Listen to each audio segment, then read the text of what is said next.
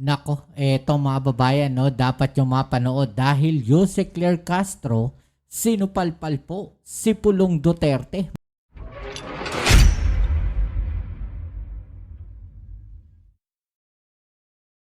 Alright, so welcome back dito sa ating channel dito sa Bobs TV.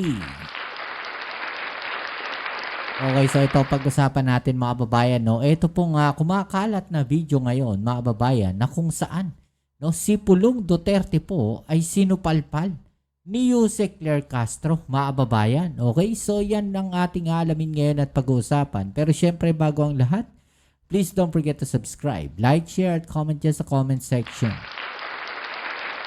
At shoutouts na rin sa mga subscribers at followers natin dyan. Maraming salamat po sa inyong suporta. At lagi nating hiling 1 view, 1 like po sana dito sa ating video. Napakalaking tulong na po dyan sa atin mga babayan. Alright? So ito, panoorin natin mga babayan kung paano po sinupalpal ni Jose Claire Castro. Ito pong si Pulong Duterte mga babayan. No? Grabe talaga si Jose Claire eh. Talagang talagang palaban. Matinding bumanat. Okay, so ito, panoorin natin mga babayan, right? Let's go. Opo. Ma'am, ang presidente pala ay mag-spend ng kanyang Holy Week break sa kanilang probinsya sa Ilocos. So, paano guidance ng Pangulo po sa inyo, lalo ho dun sa mga frontliners natin, especially ngayong Holy Week?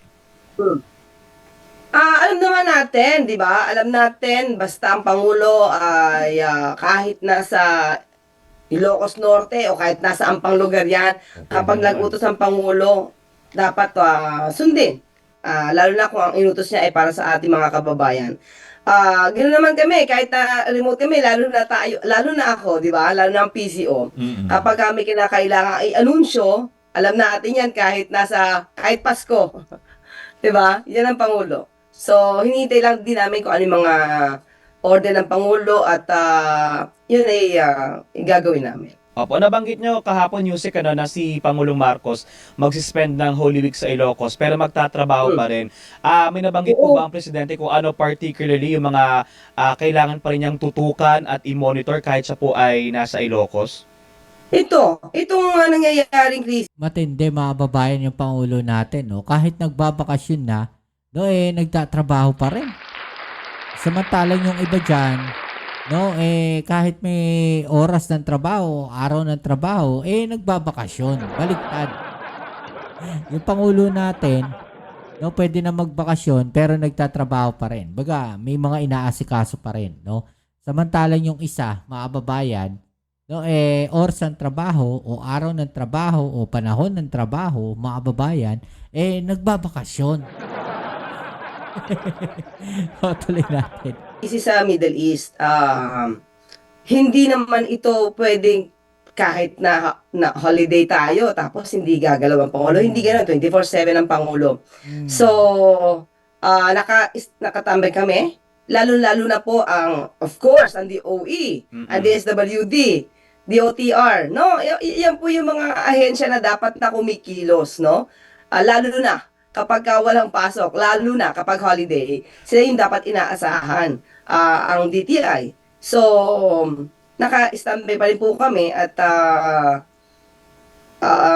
kung ano lang na yung monitor. Oo, Ang fuel, ang langis, ang supply ng langis. Nababanggit nyo yan, Yusek, kasi ang isa rin po sa inaabangan ay kung kailan ba talaga gagamitin ni Pangulong Marcos yung kanyang emergency powers to reduce or suspend excise tax. Kasi napirmahan na po yung batas doon, hindi po ba?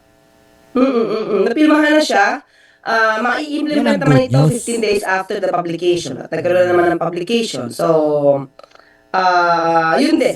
So, yun yung inaasahan natin. At gusto lang natin liwanagin ito, no, Christian. Itong pagpataw or pag-reduce, pagtanggal, pag-suspend ng excise tax, ito po ay para sa mga parating na bagong supply ng fuel. Hindi po yung kumbaga naka-inventory nila ngayon, dyan papataw yung sabihin na wala ng excise tax. Hindi po. Kung ano lang yung papasok, kasi upon entry yan Christian saka Johnson Doon lamang nila mararamdaman kung dapat bang walang excise tax o na-reduce ang excise tax. So, Yusek, ibig sabihin meron namang proseso yan. Ika mo nga, kinakailangan pa ng publication after 15 days, saka pa lang magkakaroon ng effectivity. Kung mararamdaman ng mga consumer, halimbawa, mga gano ang posibleng magiging pagbaba ng presyo ng produktong petrolyo. May estimate na ba doon, Yusek? Sa ngayon, wala pa sa ating ibinibigay, no? Nakausap din natin si ES Ralph Recto patungkol dyan. At sinabi naman niya talaga na gagawin ito at gagamitin yung power, ng emergency powers para po ma-reduce ang excess tax. Kailangan lamang nilang i-compute kasi sabi nga natin ang presyo ng krudo kasi is pabago-bago sa ngayon. So, wala pa sa atin binibigay na specific na kung paano ito gagawin, kung ilang porsyento ba or what. Pero para lang ho ika nga ay maset natin yung expectation nating mga kababayan, may requirements pa ho, di ho ba? Kung kailan talaga specifically gagamitin ng presidente itong emergency powers, parang may binabanggit na merong mabibreach na about $80 per barrel ba ang crude oil? At dapat consistent Yes. ng 30 days? Oo, ganito, halimbawa, kung mag-a-announce ngayon, dapat 30 days prior sa pag-announce, dapat na yung presyo ng fuel ay kumbaga $80 na per barrel for a month. Na isang buwan ng tuloy-tuloy. Yes, ng tuloy-tuloy. Ay kung hindi ma-meet ibig sabihin ay mananatili sa ganung presyuhan ang produktong petrolyo. Kasi biglang bumaba, Opo. naging 79. Di ba? Or 79 or 78. Okay. So, hindi siya agad magagamit. Hindi pwedeng i-reduce or suspend yung excise tax kasi bumaba yung presyo ng fuel. So, yun yung sinasabi na sa ngayon, mahirap namin ibigay dahil paiba-iba yung presyo ng petrolyo produktong petrolyo. Alright. Yusek, pag-usapan nga ho natin, ano ba ang gustong maging legacy ng presidente? Mukhang may bumabatikos ho sa gustong iwang legacy ng Pangulo sa gitna ho ng krisis na meron tayo. Lahat naman sila bumabatikos lagi sa Pangulo eh. Yung iba lalo na ang balak ay bumatikos lang, wala na sila nakikita maganda sa Pangulo. Totoo So, yan. sa mga taong ganyan, ay mahirap pagpaliwanagan yan. Doon sa mga tao na lang na nakakaintindi at nakikita ang trabaho ng Pangulo. Kumbaga, sarado na yung isipan, bulag na siya sa mga katotohanan. Yung mga taong ganun, mga babayan, na kahit anong gawin mo explanation, hindi nila naiintindihan yan, mga babayan. Kasi nga, sila parang bulag, no, at saka bingi. Ang gusto ng Pangulo, of course, unang-una, yung ginagawa pong pagpapanagot sa mga dapat managot patungkol sa korupsyon. Sinimulan po yan ng Pangulo sa ngayon. So, gusto niya po na magtuloy-tuloy ito. Sana, kahit tapos na po yung kanyang termino. Pangalawa, meron pa po na dapat natin mangitin kung paano niya po pinapaunlad ngayon ang sektor ng agrikultura. Sana magtuloy-tuloy din po yan. At pangatlo po, yung pangkalusugan. Sana rin po yung ginagawa ng Pangulo ngayon kung paano alagaan ng mga kababayan, ang mga kababayan natin, yung kalusugan ng mga kababayan natin. Sana magtuloy-tuloy po. Pati po yung edukasyon sa ngayon.